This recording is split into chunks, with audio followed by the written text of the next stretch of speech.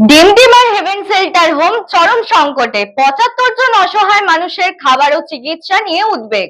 আলিপুরদুয়ার জেলার মাদারিহাট ব্লকের ডিমডিমা এলাকায় অবস্থিত হেভেন শেল্টার হোম, যা দীর্ঘদিন ধরে নিরাশ্রয় ও মানসিক ভারসাম্যহীন মানুষের আশ্রয়স্থল হিসেবে পরিচিত, বর্তমানে চরম সংকটের মুখে। মানবিকতার উজ্জ্বল দৃষ্টান্ত এই আশ্রয়গৃহে বর্তমানে আবাসিকের সংখ্যা বেড়ে দাঁড়িয়েছে প্রায় ৭৫ জন।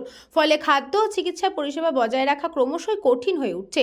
শেল্টার হোম সূত্রে জানা যায়, এখানে থাকা অধিকাংশ আবাসিকেরই কোনো পরিচয়পত্র নেই, না রয়েছে আধার কার্ড, না ভোটার আইডি। অনেকের পরিচয়, ঠিকানা কিংবা অতীত সম্পর্কেও কোনো নির্দিষ্ট তথ্য জানা সম্ভব হয়নি। স্থানীয় বাসিন্দা ও স্বেচ্ছাসেবী সংগঠনের উদ্যোগে রাস্তায় ঘুরে বেড়ানো এই অসহায় মানুষদের উদ্ধার করে এখানে নিয়ে আসা হয়। শেল্টারের কর্ণধার সাজু তালুকদার তিনি জানিয়েছেন, আবাসিকদের মধ্যে অনেকেই মানসিকভাবে অসুস্থ হওয়ায় নিজেদের পরিচয় দিতে পারেন না।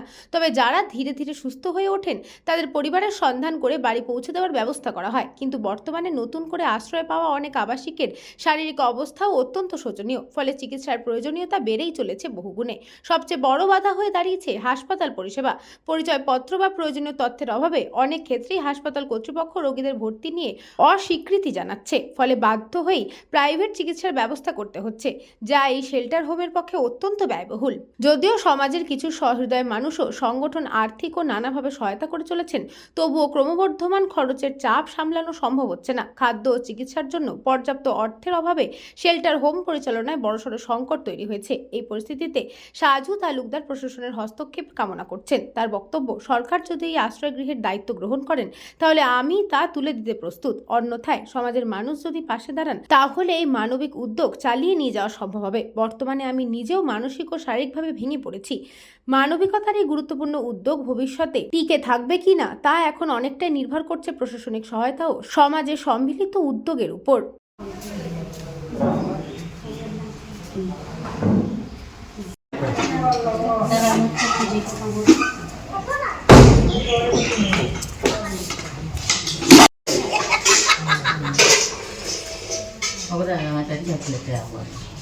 যেরকম এখন ৭৫ জন আবাসিক, তাদের আমার ডেলি ৪৫ কেজি চাল লাগছে, সেটা জোগাড় করা।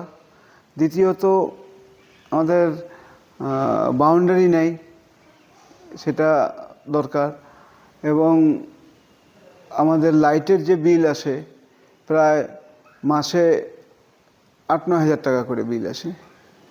এতগুলো মানুষ, ফ্যান চলে, লাইট জ্বলে। এবং সবচেয়ে সমস্যার সম্মুখীন হচ্ছে এখন, যারা বিভিন্ন জায়গায় থেকে মানুষজনকে পাচ্ছেন অসুস্থ অবস্থায়, তাদেরকে হেভেন শেল্টার হোমে দিয়ে যাচ্ছেন। এবার আমাদের অত লোকবল নেই, আমাদের নিজে হাতে করতে হয়। এবং এরকম কিছু আবাসিক আছেন যারা জামা কাপড় পটিতেই করছেন, তাদের সেন্স নেই, পেচ্ছাপ পায়খানা সব বিছানায়, সেগুলো পরিষ্কার করা।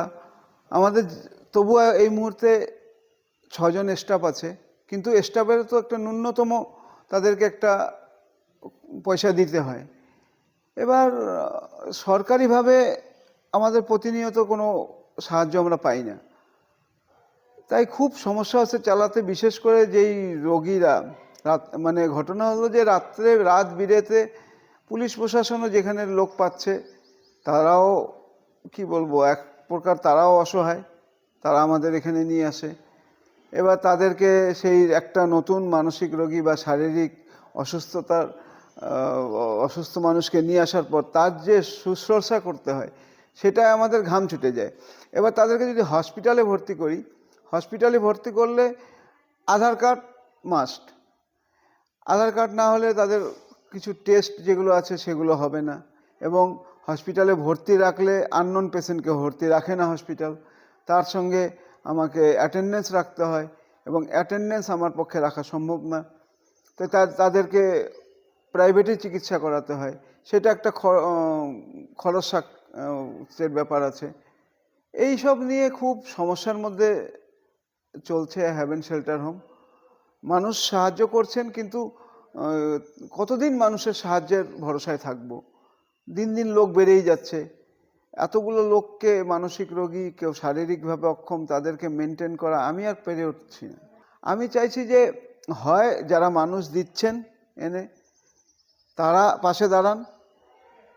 শুধু বিক্ষিপ্তভাবে দাঁড়ালে হবে না, কন্টিনিউ একটা মানুষকে যে দিয়ে যাচ্ছেন তার কন্টিনিউ খোঁজখবর রাখা, তার কন্টিনিউ দেখাশোনা, সেই দায়িত্বটা তাদেরকে নিলে ভালো হয়।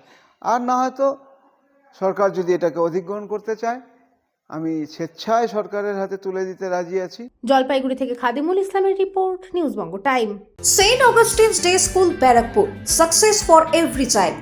Admission open session 2026 to 2027. Contact number 9007934555. AM jewellers Ichapur Anandamath. আমাদের মেকিং চার্জ 3%।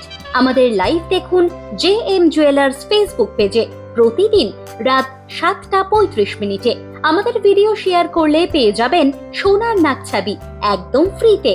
ঠিকানা ইছাপুর আনন্দমঠ, উত্তর 24 পরগনা। যোগাযোগ 7439131404। আমাদের অনলাইন ডেলিভারির ব্যবস্থা আছে।